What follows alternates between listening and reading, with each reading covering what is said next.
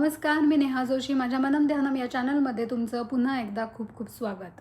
सगळ्यात आधी तुमच्या माझ्या सर्व गुरूंना वंदन. गुरु म्हणजे काय? गुरु म्हणजे अशी ज्ञानी व्यक्ती जी आपल्याला केवळ पुस्तकी ज्ञान देत नाही, तर अज्ञानाचा अंधार आपल्यामधला दूर करून आत्मज्ञानाचा मार्ग आपल्याला दाखवते. मग गुरु आणि शिक्षक म्हणजेच टीचर्स यातला फरक काय? तर शिक्षक मोस्टली आपल्याला जगण्यासाठी आवश्यक असणारं जे बाह्यज्ञान असतं आणि कौशल्य असतात, म्हणजे वेगवेगळे सब्जेक्ट्स किंवा स्किल्स म्हणा, ते शिकवतात. तर गुरु आपलं अंतर्मन घडवून आपल्याला जीवनाचा खरा अर्थ आणि आध्यात्मिक दिशा दाखवतात. गुरुपौर्णिमा ही महर्षी वेदव्यास यांच्या जयंतीनिमित्त आणि आपल्या आयुष्यातला अंधार दूर करणाऱ्या सर्व गुरूंविषयी कृतज्ञता व्यक्त करण्यासाठी साजरी केली जाते. हे आपल्या सगळ्यांना माहितीच आहे.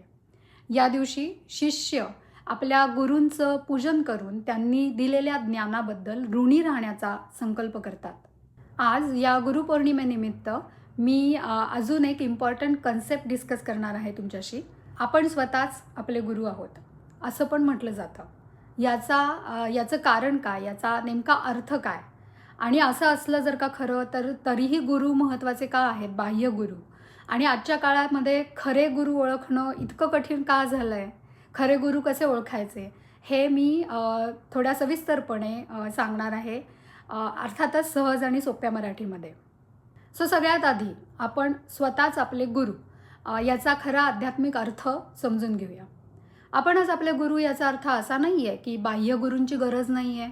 तर याचा अर्थ असा आहे की खरं ज्ञान बाहेरून दिलं जात नाही, ते खरं तर आपल्या आतूनच उलगडत जातं आपल्याला.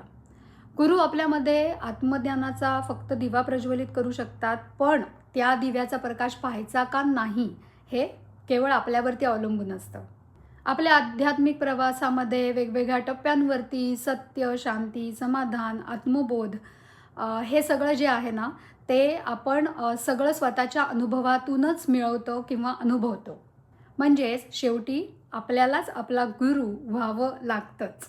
पण तरीही बाह्य गुरु आध्यात्मिक दृष्टिकोनातून का आवश्यक असतात? तर सगळ्यात पहिलं म्हणजे अंधारामध्ये दिशा दाखवण्यासाठी.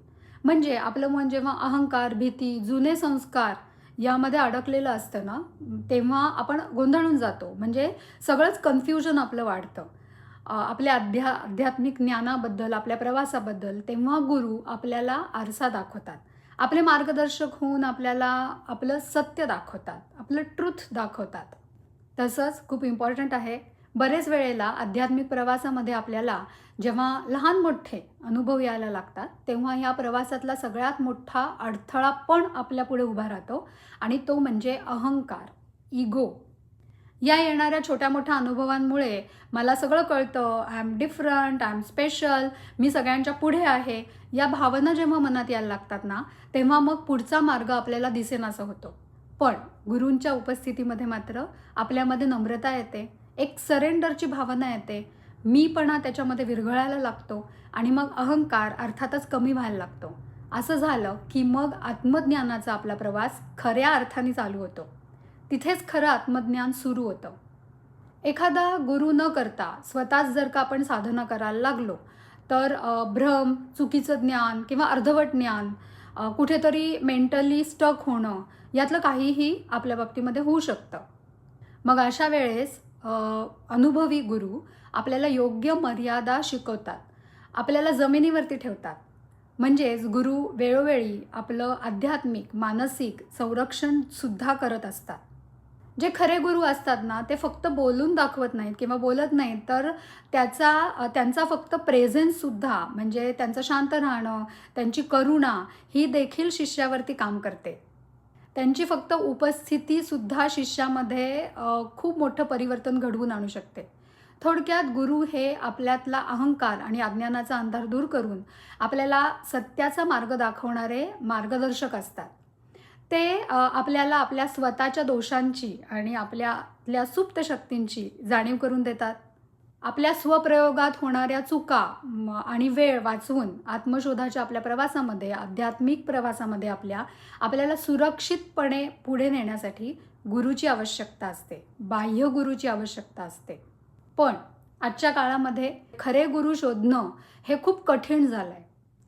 आज जर का तुम्ही न्यूजपेपर किंवा सोशल मीडिया उघडलं तर आणि कुठेही पाहिलं तरी अध्यात्माचं व्यापारीकरण होत चाललेलं आपल्याला दिसून येतं. आजकाल अध्यात्म म्हणजे एक काइंड ऑफ ब्रँड बनला आहे, म्हणजे एक पॅकेज झालं आहे. फॉलोअर्स, पैसे, प्रसिद्धी याला अध्यात्म समजायला लागलो आहोत आपण सगळेच जण.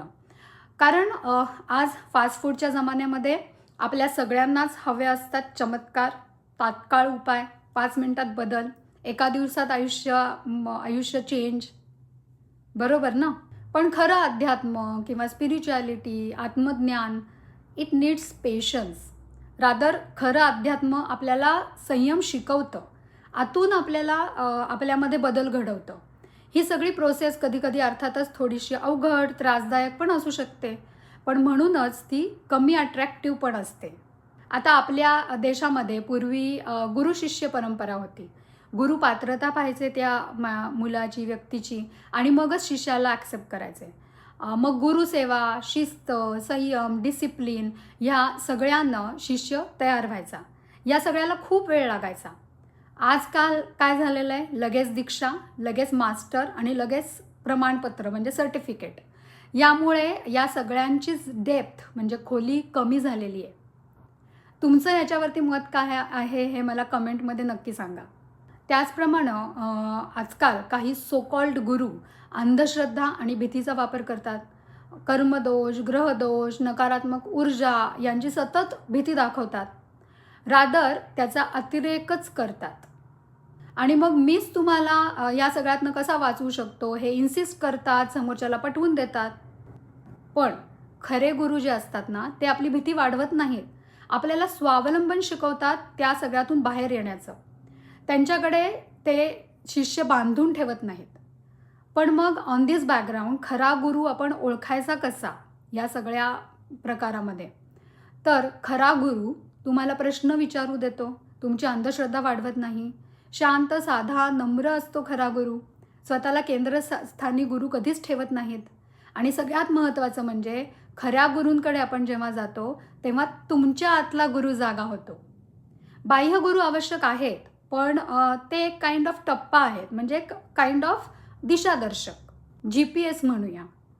पण शेवटी आपला अनुभव, आपली जाणीव, आपली अंतःप्रेरणा हीच आपली खरा गुरु असते.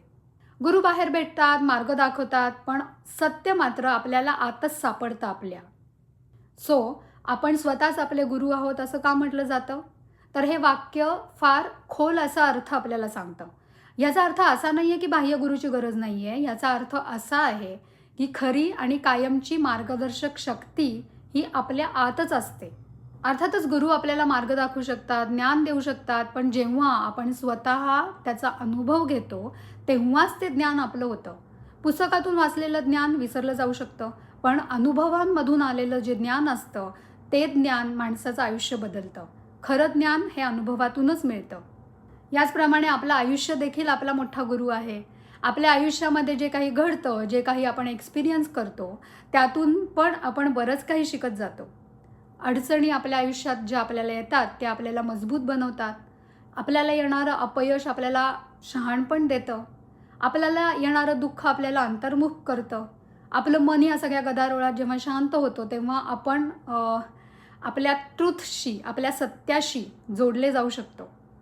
थोडक्यात आपण जर का जाणीवपूर्वक जगलो, परत सांगते, आपण जर का जाणीवपूर्वक जगलो प्रत्येक क्षण, तर आपल्या आयुष्यातला प्रत्येक क्षण आपला गुरु बनतो. आपल्या आतमध्ये एक सूक्ष्म असा आवाज असतो, तो म्हणजे अंतःप्रेरणा, विवेक, आत्मज्ञान.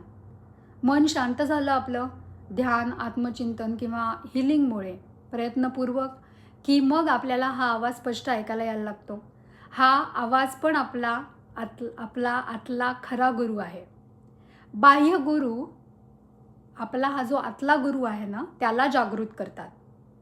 खरे गुरु आपल्याला फक्त इतकंच सांगतात की जे तू माझ्यात पाहतोयस ते आधीच तुझ्यामध्ये आहे.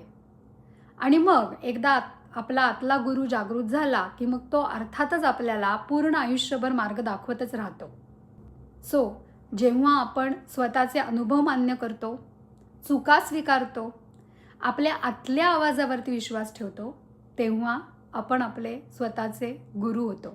तुम्हाला माझे हे विचार, माझा हा व्हिडिओ कसा वाटला ते मला कमेंटमध्ये जरूर सांगा.